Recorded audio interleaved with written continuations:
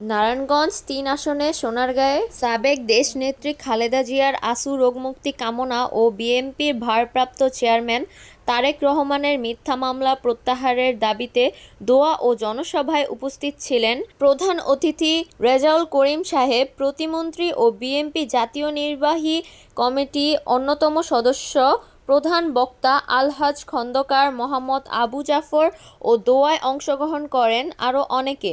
দোয়া শেষে সোনারগাঁয়ে বিক্ষোভ সমাবেশ সফল করতে সালাউদ্দিন সালুর নেতৃত্বে বিশাল মিছিল। এ সময় সালাউদ্দিন সালু বলেন, তারেক রহমানের সকল মিথ্যা মামলা প্রত্যাহার এবং আওয়ামী লীগের সন্ত্রাসের গ্রেফতারের দাবিতে আজকের এই বিক্ষোভ সমাবেশ।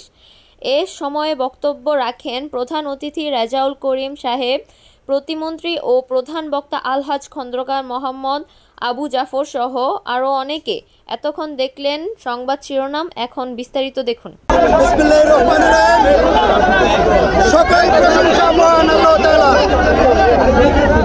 আমাদের প্রিয় নেতা 18 কোটি মানুষের প্রাণের স্পন্দন জনাব তারেক রহমানের সকল মিথ্যা মামলা প্রত্যাহার এবং আওয়ামী সন্ত্রাসীদের গ্রেপ্তারের দাবিতে আজকের এই বিক্ষোভ সমাবেশ বাংলাদেশ জাতীয়তাবাদী স্বেচ্ছাসেবক দল স্বতঃস্ফূর্তভাবে এখানে বিএনপির সাথে ঐক্যবদ্ধ হয়েছে।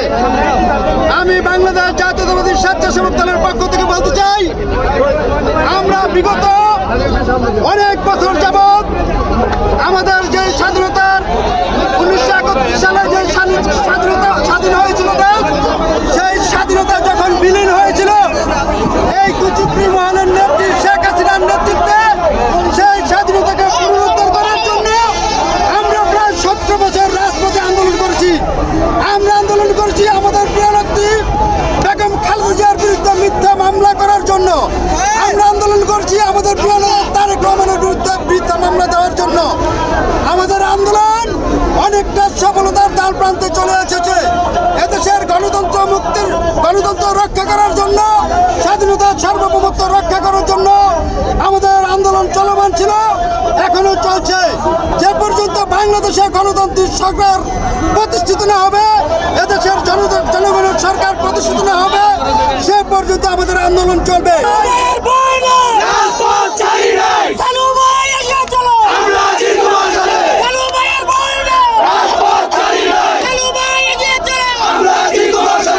দেশবাসীকে জানাতে চাই, বিগত এই স্বাধীনতা, দ্বিতীয় স্বাধীনতার জন্য, এই দেশ স্বাধীন করার জন্য যারা জীবন দিয়েছে, এদেশের নিষ্পাপ প্রাণ শিশুদেরকে পাখির মতো গুলি করে হত্যা করেছে, আমি এই হত্যার বিচারের দাবিতে শেখ হাসিনা ওয়াজেদ সহ শেখ রেহানা সহ তাদের ফাঁসির দাবিতে আজকের এই বিক্ষোভ সমাবেশ।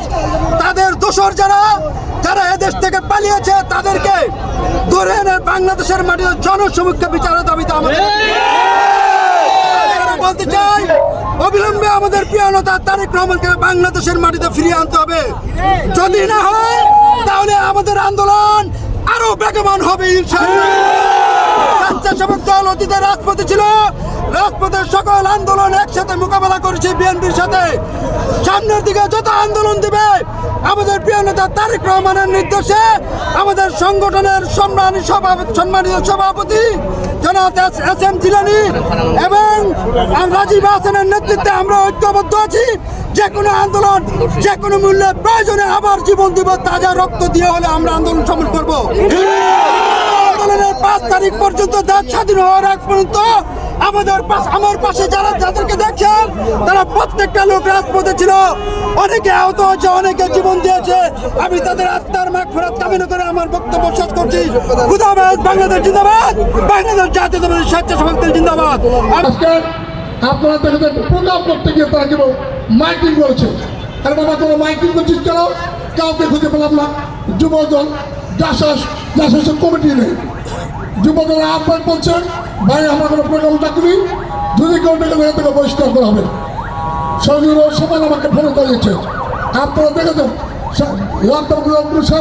যেমন হাজার হাজার লোক যেভাবে সত্য উৎপত্ত হবে আজকে এই প্রোগ্রামে এসেছে, আপনারা তো প্রমাণ পেয়েছেন তার জনের বিরুদ্ধে কেমন।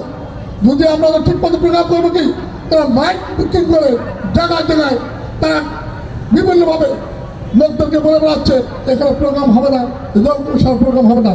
প্রোগ্রাম তো হয়েছে, আপনারা দেখেছেন। রংপুর সাহেব যেখানে প্রোগ্রাম করবে সেখানেই হবে, বাধা দিয়ে আপনারা কিছু করতে পারবেন না। আজকের এই অনুষ্ঠানের প্রধান অতিথি অধ্যাপক রেজাউল করিম শেখ, যিনি চারবার এই এলাকা থেকে এমপি হয়েছেন এবং মন্ত্রী হয়েছেন। আমি চারটা কথা বলে কথা শেষ করে দেব, কারণ কথা বলার সময় নাই। কথা হলো, নমিনেশন এখনো দেয় নাই। নমিনেশন কবে হবে এটা কেউ বলতে পারবো না বলতে দিয়ে। আজকে যারা অনেকেই 5 তারিখের পরে 6 তারিখে যারা লুটপাট শুরু করে দিয়েছে, সেই সব লোক অশ্লীল ভাষায় দলের কেন্দ্রীয় নেতৃবৃন্দকে কথা বলেছেন। তারা চিন্তাও করেন নাই তাদের পায়ের নিচের মাটি কতটুকু। প্রিয় ভাইরা আমার, একটু নিজের দিকে তাকাবেন আপনারা। যারা আপনারা এইসব বাজে কথা বলেছেন, এই বাজে কথার জন্য আপনারা নিজের দিকে তাকায় কথা বলবেন। একদিন তার পায়ের নিচে থেকেই রাজনীতি করেছিলেন। প্রিয় ভাইরা আমার, আরেকটা কথা আমি শুধু বলবো, আজকের এই সরকারকে, অন্তর্বর্তীকালীন সরকারকে আজকে হাজার হাজার লক্ষ লক্ষ কর্মীর নামে মামলা। আমার দলকেও বলবো, আপনারা অন্তর্বর্তী সরকারকে প্রেসার দেন। এই যে লক্ষ লক্ষ মামলায় আমাদের কর্মীরা আজকে ঘরহারা, গৃহহারা, তাদের মামলাকে নির্বাহী আদেশে প্রত্যাহার করে নেওয়া হোক। এই যে আমরা স্বাধীনভাবে মিটিং করতে পারতেছি, আমাদের এই 15 বছরের, এই 15-17 বছরের যে মামলা মোকদ্দমা যাদের বিরুদ্ধে হয়েছে, তাদের সবার বিরুদ্ধে মামলা উঠাতে হবে। যারা মৃত্যু বরণ করেছে, ইন্তেকাল করেছে, আল্লাহ যেন তাদের শহীদের মর্যাদা দেয়। কারণ আমাদের গণতন্ত্রের জন্য আমরা আন্দোলন করেছি। এই সরকারকে আমরা কিছুদিন সময় দিব গণতন্ত্র উত্তরণের জন্য। এই সরকারকে আমরা ব্যর্থ হইতে দেব না। কারণ ব্যর্থ হলে দেশে এখনো বিশৃঙ্খলা সৃষ্টি করার জন্য বিভিন্ন পায়তারা চালাচ্ছে। আমাদের সাবধান হতে হবে যে আমাদের ব্যবহারের মাধ্যমে যেন কেউ কোনো সুযোগ না পায়। কাজেই সবাইকে সাবধান হওয়ার জন্য এই কথাগুলো আমি বলতে পারি নাই। আরেকটা কথা হলো, বক্তব্য দেওয়ার এখানে অনেক বিশেষ অতিথি ছিল, আমাদের বাবু চেয়ারম্যান ছিল, এখানে আরো আপনার বিভিন্ন বক্তা, ভালো বক্তারা ছিল। আধা ঘন্টা সময় না দিলে, 15 মিনিট সময় না দিলে বক্তৃতা সুন্দরভাবে গুছায় বলা যায় না। যদি 15 মিনিট 20 মিনিট একদিনে বক্তৃতা দেন, তাহলে সুন্দরভাবে বলতে পারে, সুন্দরভাবে বুঝাতে পারে। কারণ আমরা তবু আজকে যেটুকু আমরা এখানে সমবেত হয়েছি, এটি হলো সবচেয়ে বড় কথা, যে আমরা যদি সমাবেশ করার চিন্তা করি, তাহলে সেই সমাবেশ বিশাল সমাবেশ হবে, গণসমাবেশ হবে। এটার জন্য আপনারা প্রস্তুত থাকেন ভবিষ্যতের জন্য। আমরা সবাই ঐক্যবদ্ধ হয়ে আবার মাননীয় চেয়ারপারসন, প্রধানমন্ত্রী খালেদা জিয়ার নেতৃত্বে, সাবেক প্রধানমন্ত্রী খালেদা জিয়ার নেতৃত্বে, আমাদের তারেক জিয়া সাহেবের নেতৃত্বে আমরা আবার সবাই ঐক্যবদ্ধ হয়ে আবার আল্লাহ রহমতে জনগণের ভোট নিয়ে আমরা আবার ক্ষমতায় আসার আল্লাহ আমাদেরকে সে তৌফিক দেন। ইনশাআল্লাহ বিএনপি ক্ষমতায় আসবে আল্লাহ রহমতে। বিএনপি ক্ষমতায় আসলেই আল্লাহ রহমতে আসবে, জনগণই বিএনপিকে আবার ক্ষমতায় আনবে। আজকে দ্রব্যমূল্য জিনিসের দাম অনেক বেশি, এটারও আমরা সমালোচনা করতেছি। তাদের দ্রব্যমূল্য কমে আসে, সেটার জন্য আমরা বিএনপির আমলে যে শান্তি ছিল, সেই শান্তি কিন্তু কি হয়েছে আপনারা নিজেরাই জানেন। এক একজনের বাড়ি ছাড়া, ঘর ছাড়া, বাংলা মামলা, মিথ্যা মামলা, কত মিথ্যা মামলা, এখনো মিথ্যা মামলা দিয়া অনেকে ব্যবসা করতেছে শুনতেছি। আজ এগুলো পরিত্যাগ করে আমরা আমাদেরকে এদেরকে প্রতিহত করতে হবে। আপনারা সবাই ঐক্যবদ্ধ থাকেন, আপনাদের সবার সুস্বাস্থ্য কামনা করেন, আমাদের সবার সুস্বাস্থ্য কামনা করেন। আমি আবার আপনাদের দোয়া চাই। আমি বক্তব্য এখানে শেষ করছি।